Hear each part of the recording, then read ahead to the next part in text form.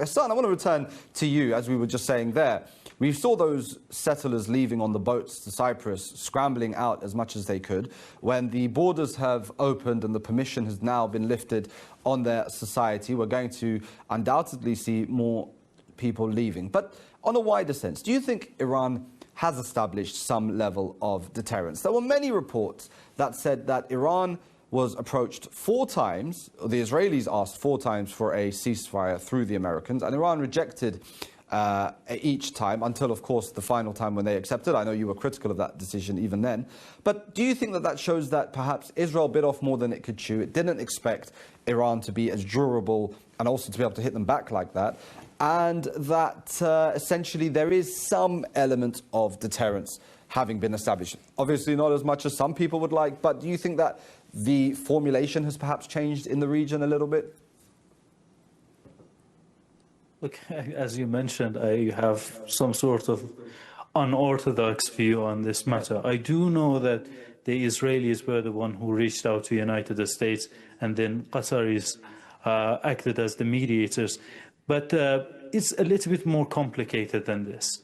Whilst I do understand that the Israelis had very ambitious plans, and you can hear this in the interview by Menashe Amir, who was the basically the director of Persian division in foreign ministry of the fake entity, when he says that people are really, really angry at Iranians and how they didn't come to the streets in order to topple the government.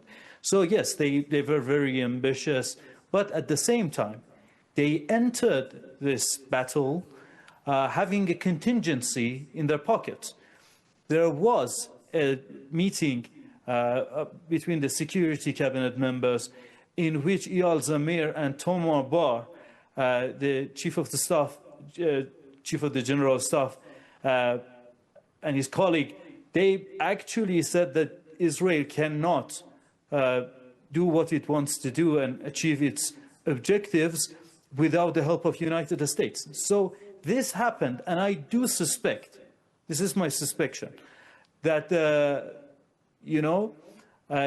because of this concern, when they entered the conflict, if you listen to the very first statements by the officials of the fake entity, they said that they're not going to remain in the war for more than 2 weeks, right?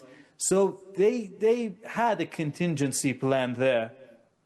With regards to the kind of deterrence or whether Iran has been able to establish one or not, deterrence is not a binary variable. It's a spectrum. I would argue that, unfortunately, Iran didn't do what it needed to do in order to establish a deterrence. There are some polls that I read, and the result is quite shocking. 66% of the Israelis wanted to see the war continuing. How is this a deterrence? It's very controversial to say so, but when you look at what happened, for example, with the Haifa refinery, 3 days after the ceasefire, it was still burning.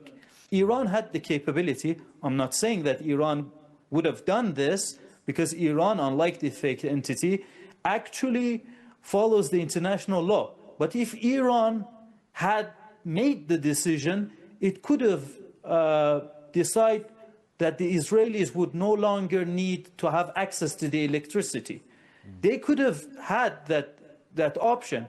The entire Zionist entity relies on 8 desalination plants.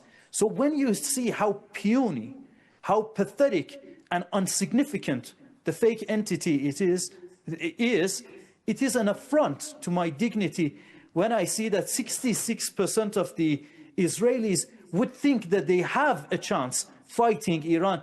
And that becomes more problematic if you have any knowledge of the kind of weaponry that Iran has but refuse to use, and some of the capabilities that it has, Iran has decided not to even unveil. So when you take everything into consideration, the timing of the ceasefire, the fact that the oil market was becoming unstable, and that could pose a certain level of unease for the U.S. president. I think that the ceasefire was achieved prematurely, despite the fact that I am willing to acknowledge that the Israelis were desperate to reach a ceasefire. I think that Iran should have at least continued its operation for about a week or so.